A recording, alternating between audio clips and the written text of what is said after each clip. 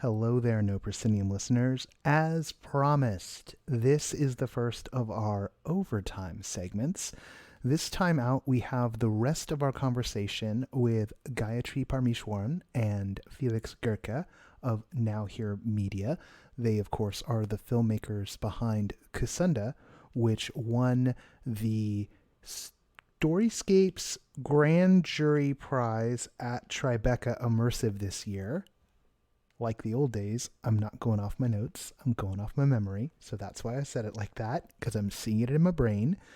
What you are about to hear is the conclusion, the continuation of the conversation that we had in this week's podcast. It is not going to be the entire interview we heard before. So if you haven't heard that yet, go into episode 301. That's the new episode. It's a few spots back in the feed because there's some other stuff in the feed. Listen, look at the show notes, look at the time, listen to that, and then come back here and get the rest of it. Also, I edit for the main podcast. This is a way more old school, much like the Corvus interview, which went out to everyone because we're having some integration issues over at Acast and Patreon. So, you got a freebie. Congratulations. This has had no TLC when it comes to edits. All right. No one's got time for that. You get it in the main show. You don't. You want more. And I need a lot more money so I can hire someone to do the mixing and the editing for me. We are far away from that. And this is not where I hit you up for cash. Just know. I just want you to know what you're getting into when it comes to the sound quality. All right. I will see you. There'll be one more thing in the feed this week, and that is going to be the Review Crew episode. That's coming your way. Not the one we did, but the one we're about to do. This Wednesday, we record it in the Discord at 5 p.m. Pacific time. I'm hosting this week, so I better know when we're recording. So I'll see you then. And if you don't listen live, it will go up in the feed. Gonna try and get it up really late that night. So Thursday morning, it'll go out Thursday morning. And that's gonna be the way it is. All right. I'm gonna be quiet now. Listen to the thing. Sorry for how terribly awkward that was because we have never done it like this before. I'm still figuring out the new flow. Felix, I want to go back to unpack this idea of being technology agnostic for a second, because the point I was ham-fistedly trying to make was, and for both of you, like it felt almost like the piece went from 2D into volumetric into CGI, and that I could almost feel like a schema there, like that there was a plan of how you were going to draw the audience through.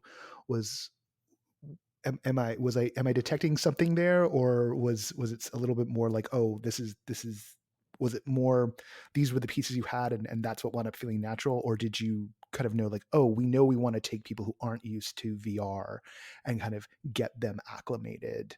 Because it feels like a piece I could put someone in who's never experienced any of this stuff, and it would not system shock them at all.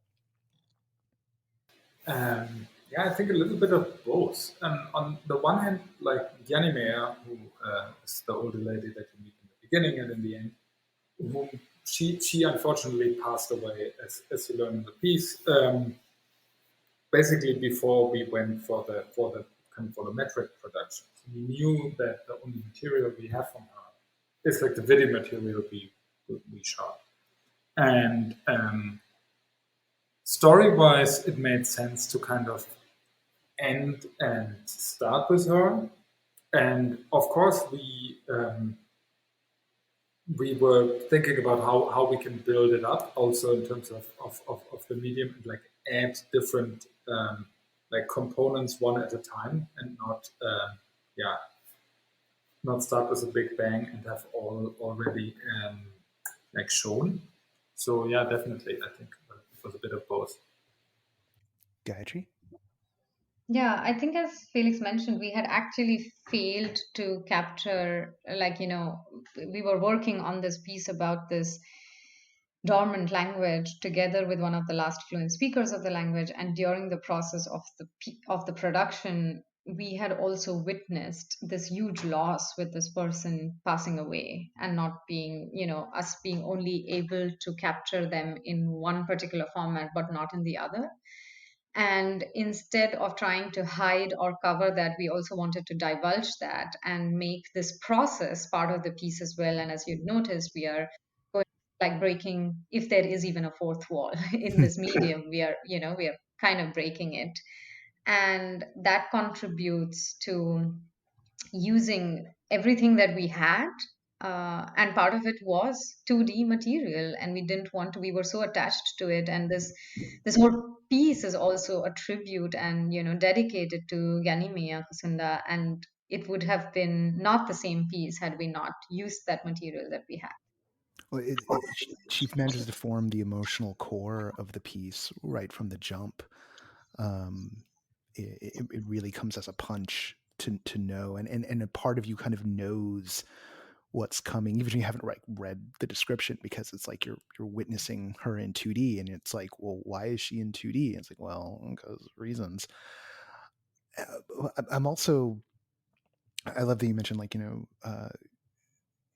I started to think about Brecht because I'm a theater nerd, and so I'm always thinking about Brecht like every morning.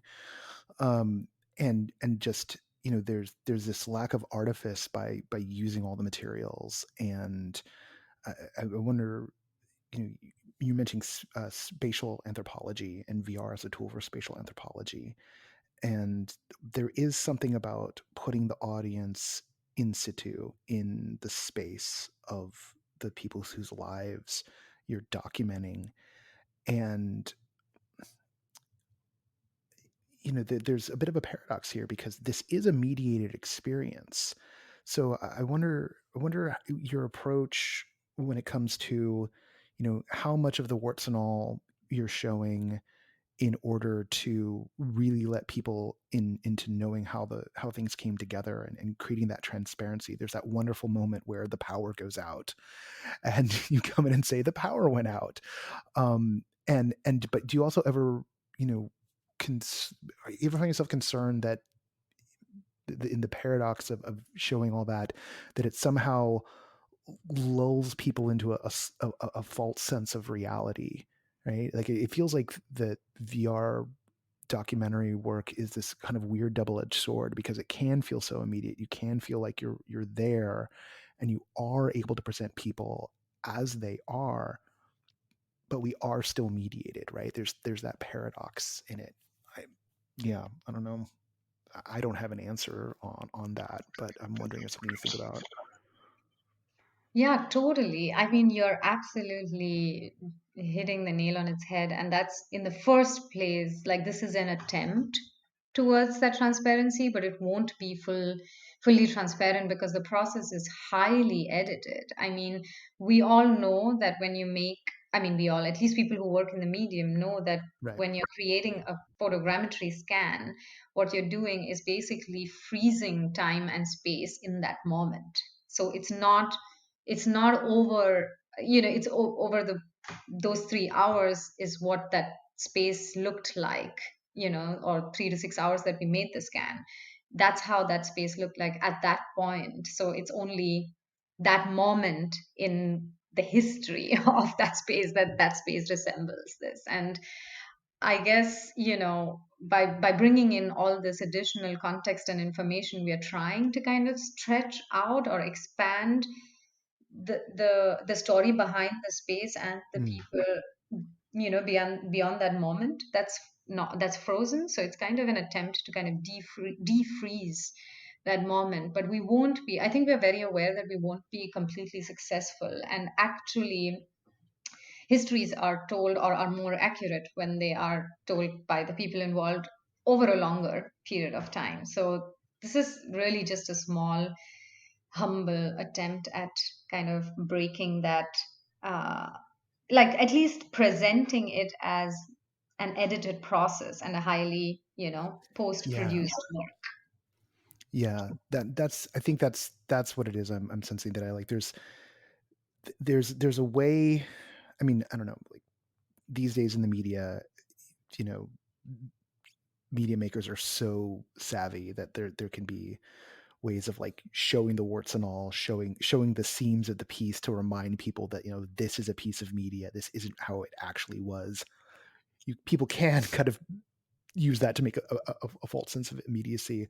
But I think that there's is more honesty to showing, yes, you know, we're limited by what we've got. You know, you're not seeing what actually is there, but we're doing everything we can to kind of bring you to that. And by centering the people for whom this is their story, and allowing the audience to kind of have time with them, even if it's just like these little dabs of time, you I don't know, man, it cuts to what's human, you know. That's what I found so impressive about this, was just without it being a like, there's sort of an obliteration, a teleportation effect, obliteration of distance. It feels like an act of teleportation. But in some ways, I'm like thankful that the technology isn't so smooth that I can just fall into a sense of like thinking like, oh, this looks hyper real. So I'm never forgetting that there's something mediated, and because of that, there's a little friction there that feels more honest. And I guess I worry about when the day when the algorithms can smooth everything out, and you know, people just think like, oh, but that's what it really looked like, you know. Yeah, So totally. yeah. Totally. Yeah. I mean, and I mean, to be again, once again, very honest, like we did have a lot of discussions also in the team about, okay, how much do we fix the photogrammetry scans and Mm. how much should we leave it the way it is? And we found a sweet spot. It's not completely unprocessed, or it's not, you know, it's also, as creators or artists, we also have an ambition of making a work look a certain way, even if it is rough overall. We still want to polish it within our means. You know what I mean? Like we might not go overboard, but there is still a lot of hard work going behind making things look the way it is, especially at this stage of the technology and under the conditions in which this was created. Yeah, I gotta imagine it was not easy to haul all that gear up a mountainside. So um it has this. Oh, Felix, yeah.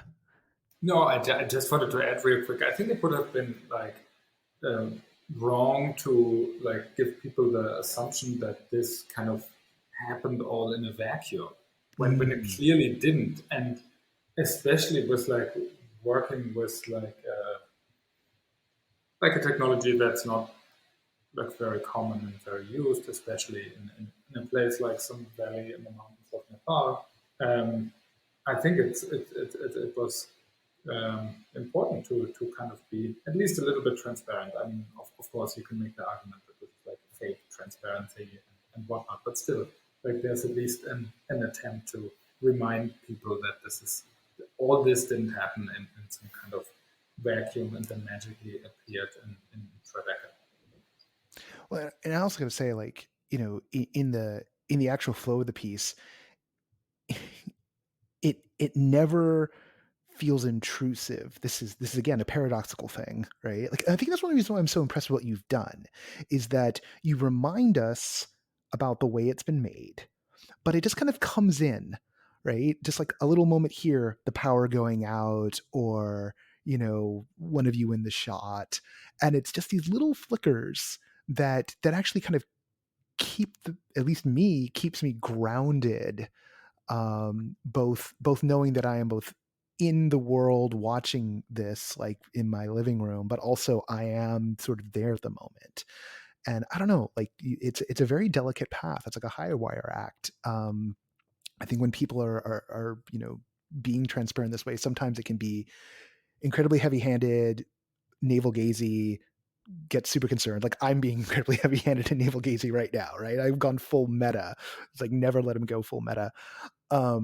but you really walk this path. And yeah, I mean, I think I see so many storytellers in the immersive space like either fall in love with their tools and just play around with the affordances, or not pick them up and really try and cram the storytelling they know how to make into the tools.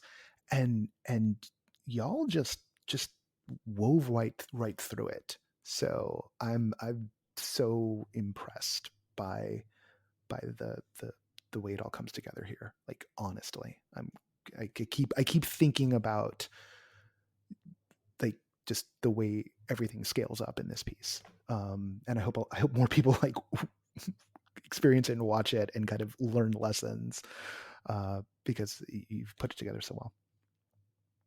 Thank you. Thank you so much. It means a lot when someone like you says that. Thanks a lot. Oh, yeah, Thank nobody. you. So I actually have a question. Like, did you see it as part of the installation with the social interaction? no, I got a build. So I caught it. Yeah, I wasn't physically in the space. So because I'm in LA. I don't know if one of our people on the ground wound up making it into the installation. What was the installation setup? Because that's also something I'm always fascinated about, being a giant immersive theater nerd. So we had so historically, when traditionally, when Kusunda people moved from one patch of land to another as part of a, as their semi-nomadic life, they would pray and perform a ritual around a tree that they chose and seek permission from the tree to kind of use the land and the resources around them. So, in honor of this tradition, we had recreated a tree, like fabricated a tree, and had some fabric that um, became kind of the canopy, and then the forest. And we had some projections and light projecting on this fabric that gave it kind of gave it the look of a forest and a tree.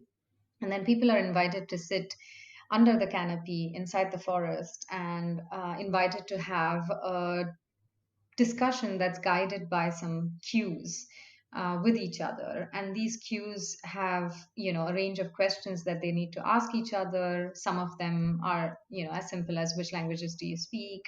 Some of them are more personal and kind of have an emotional hook, such as what is the most beautiful gift you've received, or when was the last time you lost something precious and found it back.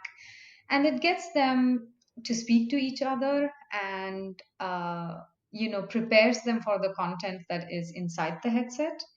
And also, in contrast to the isolating in headset experience, it actually helps them to connect with each other. And we realize that this is something after, as the world is just opening up for COVID, after COVID, or I'm not saying it's over, but Yep. generally this phase, where things are beginning to open up right now, there is this longing for connecting with each other, and especially with strangers. We haven't met strangers and, had conversations in a long, long time. So Yeah. that really enabled it. And it did have a, in the end, the jury did notice that that interaction was very meaningful. And I think it's the context in which we live today. Well, I think people are open to those new connections in a way. Like there's a curiosity, I think, that's embedded inside folks as everything starts to slowly spin back up, or in some places open so quickly it feels like whiplash. But one of the things about immersive we tend to find on the theatrical side is a big part of it is bringing people back together, particularly when things have multiple tracks, so that they can trade notes, right? And that's kind of built into the piece that you've made, right? It's like, oh, did you choose the tiger, or did you choose? I honestly can't remember what the other choice was, because I was like, there's a tiger. Went straight for the tiger. So and allowing people to share the experiences they had, I feel like that's one of the things that's kind of, part of the natural DNA of immersive is this, kaleidoscopic effect where, you start to know that you're only getting a piece of the story and you have to get together with other people to understand the full context. And then when the storytelling affords that for the social, kind of recreation and reaffirmation of, the reality that was there, it has this kind of wonderful effect. In some ways, it is like kind of a political act to do that, because you remind people that, all the things we know about linear storytelling, all the things we know about, the Campbellian hero cycles and whatnot, that's a fixed, locked perspective, and there are more perspectives, and the true ground of reality doesn't favor one perspective over the other. It's only when you put them all together do you actually have a real sense of who a person is, what is going on in this space. And so much of that comes down to the retelling of story that we do with each other all the time. And that you've built the affordances for that into this piece. So and I love that there's a installation that encourages that reconnection afterwards. That's great. That's really great. Thank you. Thank you. No, you put it really well together. And I think also you mentioned theater. I do think that we learned a lot from like theater, more than from film when it comes to directing, in terms of how VR works. And because you also have to kind of like have a play happening on the stage, and you don't have the dictatorial power of like the director who has an editor who can just like have this one specific shot that he or she wants. Yeah, I mean that's been a refrain I've heard from a lot of creators, even in like the 360 video days. Folks who had like cut their teeth on the stage before becoming like VFX folks, they were saying, this reminds me of directing theater a lot more than it reminds me of directing film. And I think so much of it's about bodies in space, and you can't cut readily, but even when you can, people are still orienting based on the spatial relationships. Actually, Gayatri, I'll let you guys go in a second. I've held you way longer than I thought I was going to. I apologize for that, but I'm greedy. Spatial anthropology. Could you just can you give like the primer on that? Because like I'm excited about the very idea, just hearing those words together.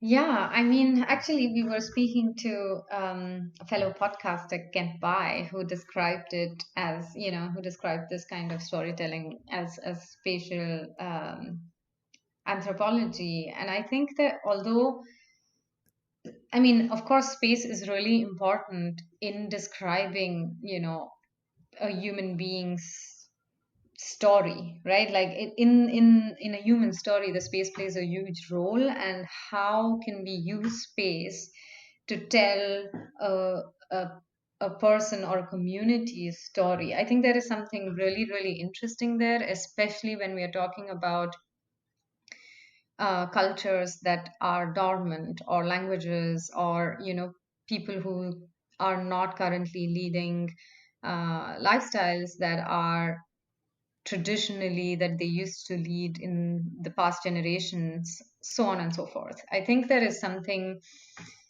really, really important to explore and unpack there. And virtual reality is, being a spatial medium, it is something that kind of allows for this spatial storytelling from a community, of a community.